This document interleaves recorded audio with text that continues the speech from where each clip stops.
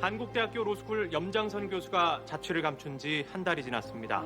15화 마지막 장면은 마치 서동주가 염장선을 살해한 것 같은 장면으로 얘기가 끝났는데요. 긴 시간이 지났음에도 염장선의 행방을 찾을 수 없었죠. 하지만 그건 단순한 실종이 아니었습니다. 그를 사라지게 만든 사람은 다름 아닌 서동주였고, 그 사라짐의 배경엔 치밀하고도 조용한 결심이 숨어 있었습니다. 서동주가 원한 복수는 법으로 염장선을 처벌하는 것이 아니었습니다. 그래서 그는 자신이 계획한 복수를 하기 위해 그를 직접 납치를 했는데요. 하지만 염장선을 살해하진 않았죠. 그 이유는 명확했는데요. 염장선이 가진 권력은 그의 존재로 작동하는 구조였기에 그의 삶을 끝내는 대신 그가 세상에서 지워지기를 기다린 것이며, 그것이 바로 서동주의 방식이었습니다.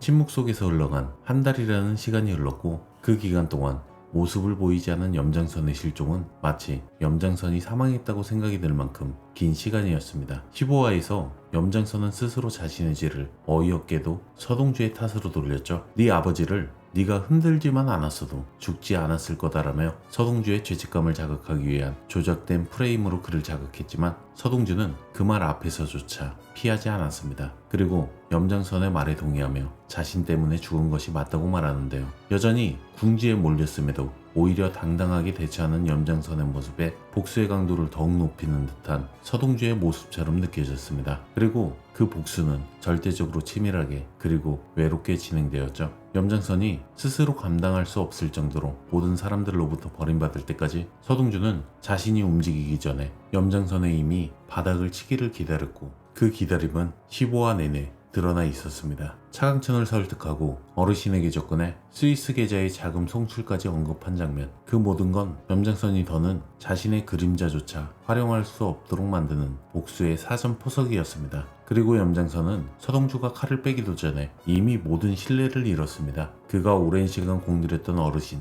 그를 믿고 따랐던 차강천, 심지어 지영수와 지선우까지도 그에게 등을 돌리고 있었는데요. 그리고 15화의 마지막 장면은 술에 취해 차에 오른 염장선의 옆자리에 탄 서동주의 모습이 나왔죠. 그리고 서동주는 그의 가슴에 주사기 한 방을 놓았는데요. 그 짧은 장면은 그동안 준비한 서동주의 복수극이 마침내 작동하기 시작했음을 알리는 신호였습니다. 이 장면에서 진짜 중요한 건 서동주가 염장선을 어디로 데려갔느냐가 아니라 왜 지금 그를 데려갔느냐는 점인데요. 그리고 그 해답은 16화 예고편에서 드러납니다. 커피 2잔과 빵을 잔뜩 들고 가게에서 나오는 서동주의 모습이 나오는데요. 굳이 납치한 사람의 것까지 전부 준비한 서동주의 모습을 보면 그 와중에도 염장선에게 예의를 표했다는 것을 알 수 있습니다. 그리고 그 장면은 염장선이 살아있다는 암시와 동시에 그가 여전히 세상 어딘가에 있다는 것을 보여줍니다. 하지만 그가 있는 곳은 더 이상 대산도 권력도 어르신의 곁도 아니었죠. 그는 서동주의 복수 속에서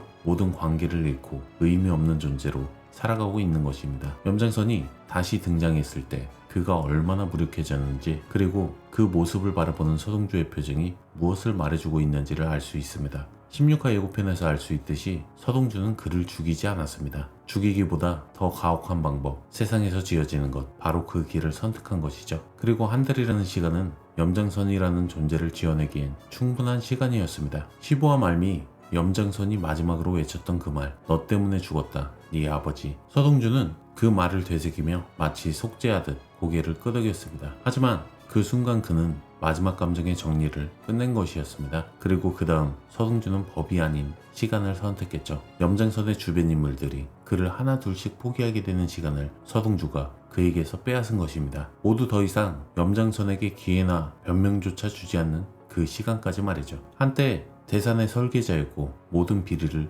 쥐락펴락하는 인물에게 서동주는 그의 집사 노릇을 하고 있었는데요. 예고편에서 나왔던 서동주에게 죽으라 말하며 분노의 샤우팅을 외치는 염장선을 보면 그 장면이 의미하는 건 단순한 분노가 아닙니다. 그는 지금 모든 걸 빼앗긴 인간의 절규인 것 같아 보이죠. 한때 어르신에게 서동주 대가리에 든 이조원보다 더 큰 걸 드리겠다며 대상 그 뒤엔 총선과 대선까지 전부 가져가 드리겠다고 당당히 말하던 그 사람이 이제는 어디에도 없고 아무도 만나지 못하는 신세가 된 겁니다. 하지만 염장선은 절대 그렇게 끝나는 인물이 아닌데요. 이 장면에서 서동주가 그를 살려두었다는 것의 의미를 곱씹어 보셔야 합니다. 진정한 파멸은 죽음이 아니라 모든 것에서 배제되는 고립. 염장선은 그 누구보다 권력에 집착했던 인물이기에 모든 연결이 끊어진 지금 살아있는 것 자체가 고통일 수밖에 없습니다. 이제 장면은 대상그룹으로 전환됩니다. 서동주가 대표이사로 선임되었고 여은남은 서동주의 곁에서 기쁨과 안도감을 함께 느끼고 있고, 그와 반대로 지선우는 조용히 의심의 눈빛을 보내는 표정이었죠. 자신이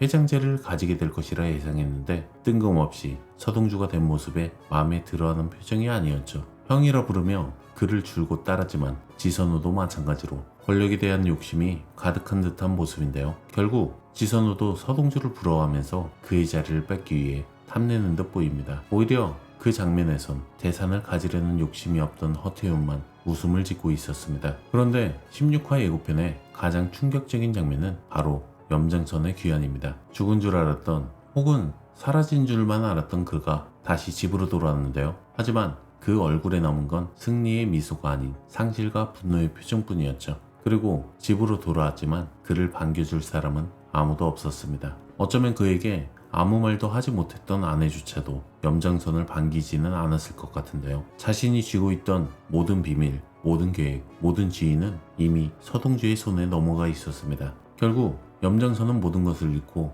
자신이 벌인 그 모든 일들이 서동주 한 사람의 고요한 기대를 앞에 모래성처럼 무너졌다는 사실을 깨달은 듯한 표정인데요. 모든 복수를 끝낸 서동주는 허일도의 유언대로 바다에 찾아가 그의 유골을 뿌려주었죠. 그리고 그 장소는 바로 과거 그가 총을 맞았던 그 바다였습니다. 결국 자신이 직접 유골을 뿌려줌으로써 비로소 자신의 모든 감정을 정리하는 듯한 모습인데요. 아버지를 용서하는 것은 아니지만 그저 모든 복수의 끝에서 아버지와의 조용한 이별을 하는 장면처럼 보였습니다. 그리고 대표이사실, 불이 꺼진 그 방에서 홀로 앉아있는 서동주. 그는 복수의 대상은 제거했지만 남은 자리에는 고독만이 머물고 있다는 걸 알게 되었죠. 공허한 눈빛으로 불 꺼진 대표이사실에서 쓸쓸하게 홀로 앉아있는 서동주의 모습을 보면 자신의 주변엔 더 이상 사람이 남아있지 않다는 것을 깨달은 듯한 모습처럼 보입니다. 어쩌면 자신이 염장선을 꺾기 위해서 도전을 하면 할수록 자신의 주변 사람들이 죽거나 사라지거나 하는 모습들을 지켜보면서 자신의 결정이나